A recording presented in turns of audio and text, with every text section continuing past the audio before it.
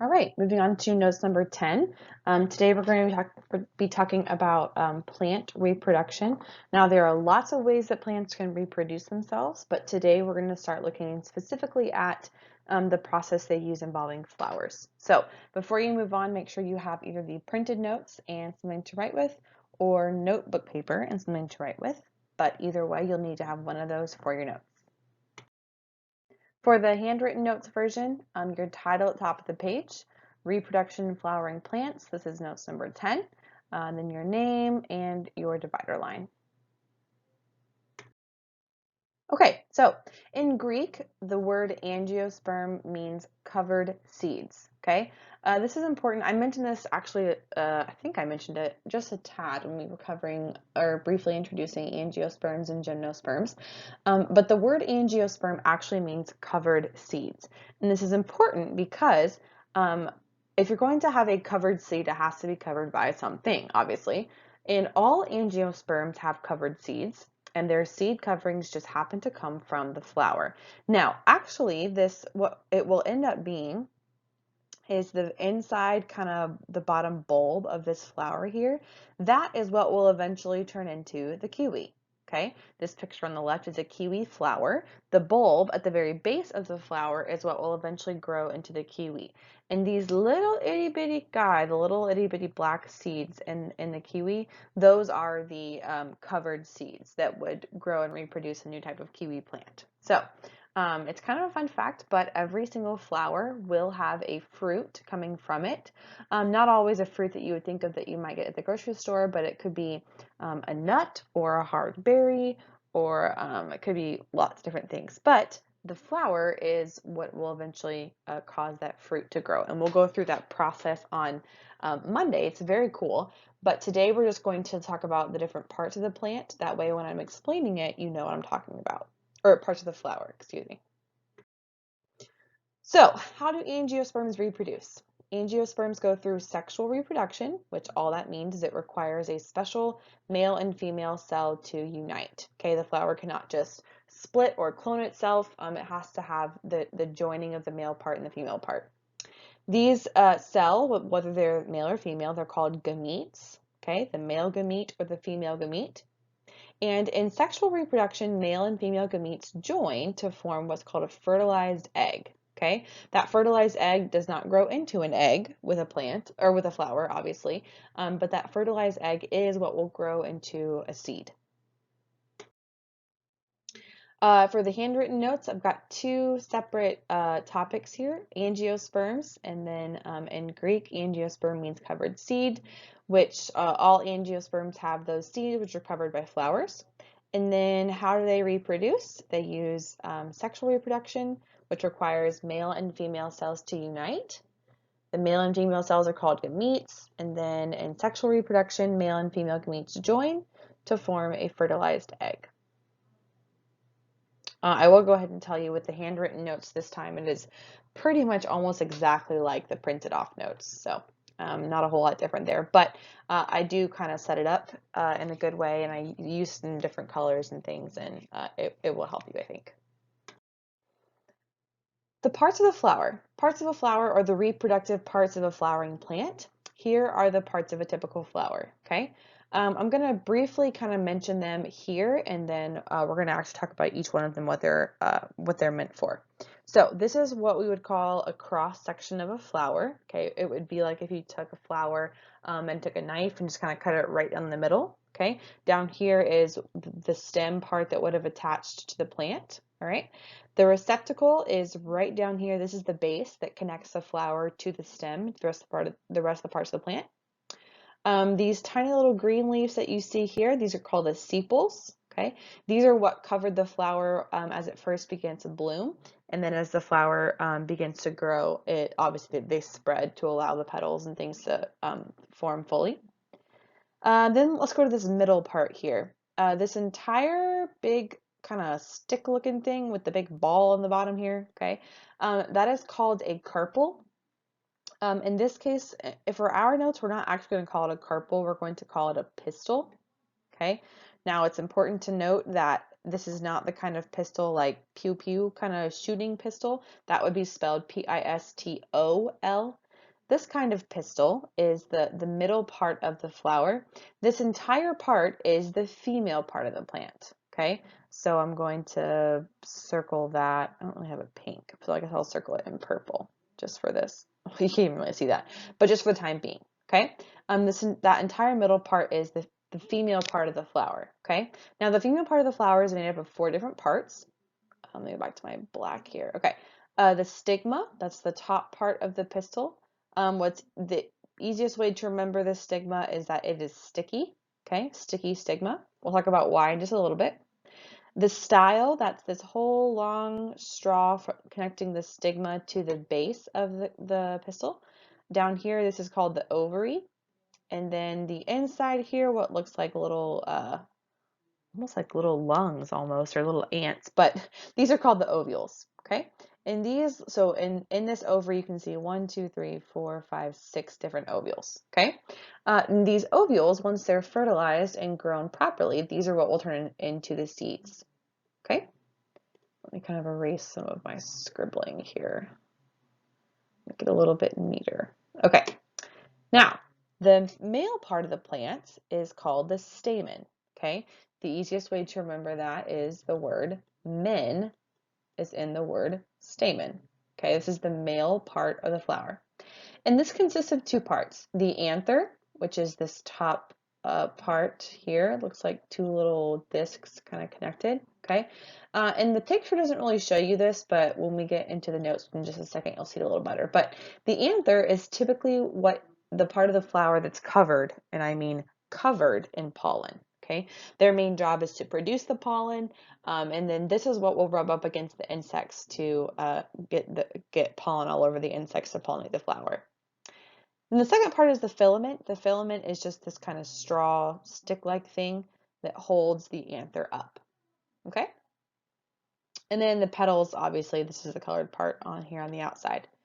So we're going to go into each one of those individually, and then in your notes, it'll be typed up, obviously, on the next slides. But I just wanted to kind of give you that overview before we move on, and then we'll talk about each of the different parts. Okay, the sepal. This is the protective covering for the bud. It is the outermost ring of the flower, okay? If you look at the base of the flower, okay, whenever you look at a flower and kind of look at the bottom of it, the part where it connects to the stem, there's always these little tiny green leaves, okay? Those are the sepals, and their job is to kind of cover that flower before it's ready to bloom. Hopefully everyone has seen some kind of a flower bud, okay? That bud is protected by these green sepals. Now, when it's time for the bud to actually bloom and open up into a big fat flower, the sepals will spread apart, allowing that to happen. So the sepals are the very outer ring of the flower, the outermost ring. The next outer ring, once you go in past the sepals, are the petals. And these obviously have a purpose. These are colorful to attract insects for pollination, which we'll talk about maybe a little bit today, but probably more on Monday, what pollination is. But the petals, the colorful part, are the part that everybody likes. They're pretty. Sometimes they release a scent, etc. But they're super important to the flower because they absolutely have to have that pollination one way or another. And we'll talk about that again in a little bit.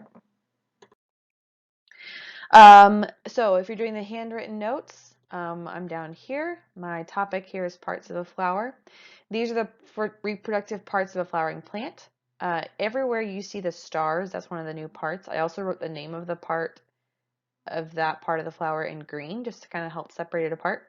So we have the sepals, the protective covering for the bud, the outermost ring, and the petals. Next, outer ring, colorful to attract insects.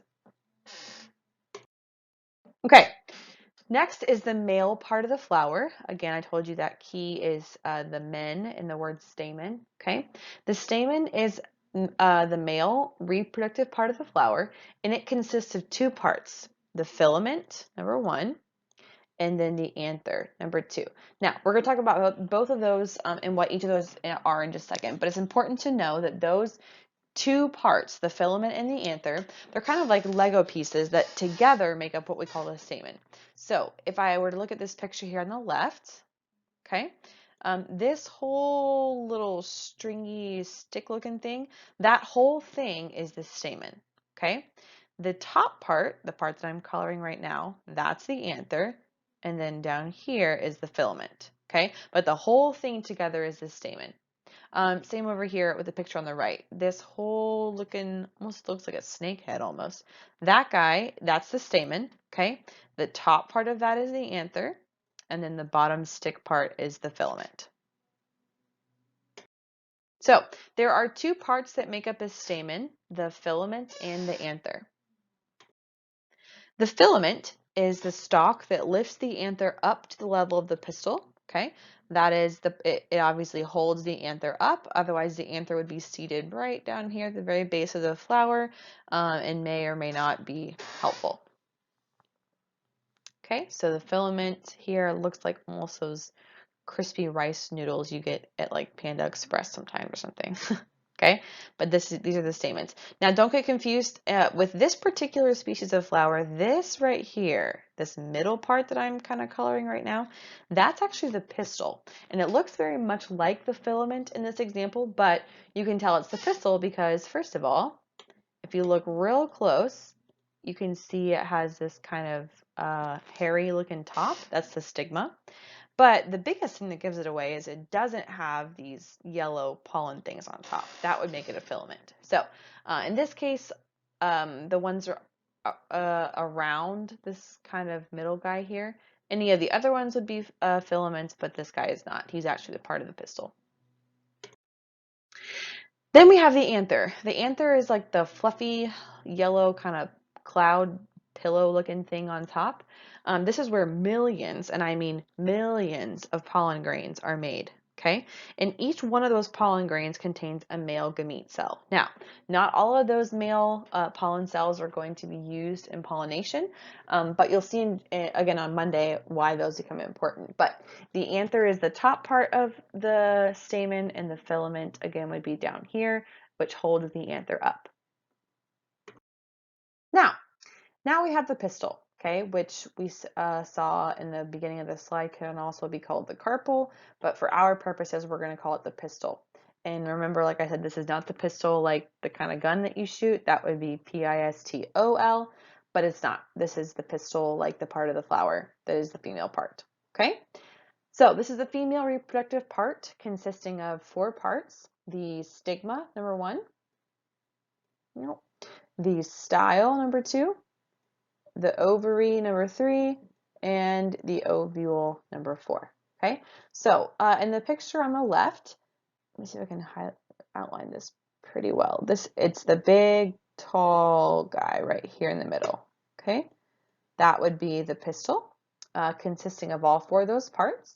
And then over here in the picture on the right, this one's important because this is how you'll see most diagrams like what I have on the slideshow and what would be in our test and things like that. This bracket over here is referring to this entire piece of the middle, okay? Which that is the pistil, okay? The stigma, style, and ovary are all parts of the pistil, but the pistil altogether is this big kind of central, the thick green one there in the middle. There are 3 parts, technically 4, okay, if we include the ovules, but we'll get to that in just a minute, to the pistil, the stigma, style, and ovary, and then probably the reason why the ovules aren't included is because they're actually inside of the ovary, which we'll get to in just a minute. So first we have the stigma. This is the sticky top part of the pistil where the pollen collects. The whole point of pollination is to get the pollen from the anther to the stigma, okay? When that happens, that is the first thing that has to happen in order for the seed to form. So part of the reason why the stigma is there is it's the sticky kind of top part that will allow the anther to stick to, or the anther, allow the pollen grains from the anther to stick to it pretty easily. If you look in this picture here on the left, you can see the little pollen grains that have attached to, that have kind of stuck onto the top part of the, or to the stigma here. Words are tough today, apparently. And then over here, this pistil or this stigma actually has a couple different parts. All of these little circles that you see here are all part of the stigma. Okay, and then for this particular flower, the anthers are down here, these little yellow fluffy looking things. Okay, but the stigma is the sticky top part, so we call it the sticky stigma. Next we have the style. The style is just this long shoot, okay, from the top part to the base, okay, this kind of long thing. I kind of like, oh, you cannot see that at all because the background's black. Hold on. Let's try blue. There we go. This whole little middle section here, okay. The style, I kind of like to think of it like you know how like we usually say ladies have style or they have like fashion style. That usually I think of like a kind of like a long dress on a lady or something. Okay, I don't know, that works for my brain, I guess. But the style is just the long part that kind of holds the stigma up, basically. And what will eventually happen is once the pollen attaches from the anther to the stigma, okay, this long pollen tube will begin growing down the style and will eventually reach the ovary, which we'll talk about on Monday, but still, that's what that definition means. But the style is just the long part connecting the top sticky stigma down to the base or the ovary. Next, we have the ovary. This is the place where the egg cells are housed. Okay. This picture here on the left. Let me go back to my black so you can see it a little better. This picture on the left of the dandelion here, I believe that's what that is. This is, again, another picture called a cross section, like if you just took a flower and chopped it right in half. Down here at the bottom where it looks kind of like that, it looks almost like fluffy, bubbly, kind of fleshy white stuff, okay? That would be the ovary, okay? This particular flower, the dandelion, doesn't have that long, the long style and stigma like what we saw in the last couple of flowers, but it still has an ovary nonetheless, okay? This ovary down here is where the pollen grain wants to get to eventually, okay? So it looks like in this flower on the left, the stigma might be somewhere like up here. The pollen is all these little, you know, fluffy guys around here. When the pollen gets attached, the tube grows down the style, and the goal is those pollen grains or those male sex cells, those male gametes, want to get down to the ovary where the female cells are, okay? Which there are like little seeds all throughout the ovary. They're not seeds yet, but they're little female egg cells all throughout the ovary, okay? In this picture here on the right, again, a black background, so I'm going to use blue, okay? The ovary would be down here, okay? This would be the style, and then the stigma up here at the top, okay? Now, in this picture, you can see a little bit inside of there. You can see almost like a little bubble kind of looking thing. That's probably going to be an ovule, which is what we're going to talk about next. The ovules, the female gamete cell, which develops into a seed when fertilized. So in this picture here on the left, this is kind of like almost like a bud of a flower that maybe never actually bloomed, okay? This would be, down here is the ovary, okay? And then the ovules are these little itty bitty, looks like almost like, I don't know, some kind of seed, like a orange seed or something, but little itty bitty bubbles down here in the ovary. And if the pollen grain can successfully get from the anther onto the stigma, down the style into the ovary, and unite with the egg cell, when that happens, bam, that's where the seed is made. Okay, so that's pollination and fertilization and all of that, which we'll get to on Monday. But in this picture here on the right, this is a really good picture. This big kind of fat bulby base down here is the ovary, and then all of these little white things inside of that are the ovules, just waiting to be attached with a male cell so that it can grow into a fully developed seed. So this is the handwritten notes, and honestly, if you did the printed version, you're probably still going to want to pay attention to this because I put a couple different notes on here that I think would be important. So up here, I wrote the stamen. I also put a different colored box around the men, the men part of the word, just to help me remember that's the male part. And then I also kind of indented and put the two parts of the stamen underneath it. That way I can just visually see that those two parts make up the stamen. And then I did the same thing for pistil here, the female reproductive part, which is made of, and then I did the 1, 2, 3, 4.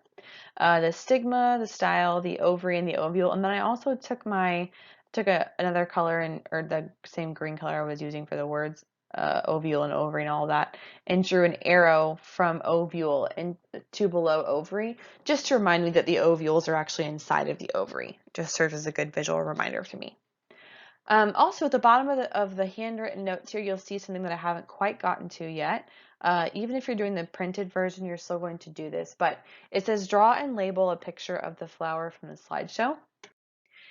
This is the flower that I'm talking about, okay? Now, I'm not expecting it to be perfect or anything like that, but I do want you to just kind of pause the video and sketch just a quick drawing of this. You do need to label everything on here besides the receptacle. We don't actually study that, but I mean, you can label if you want to, but on the test, there is a diagram of a flower, and you will have to tell me which part is which. So I would take your time, kind of draw something that looks similar to this, but again, I'm not expecting you to be, a Da Vinci or anything like that. So, but you are going to want to label each of these. So whether you have the printed version or the handwritten version, just make sure you have the diagram and the labels included.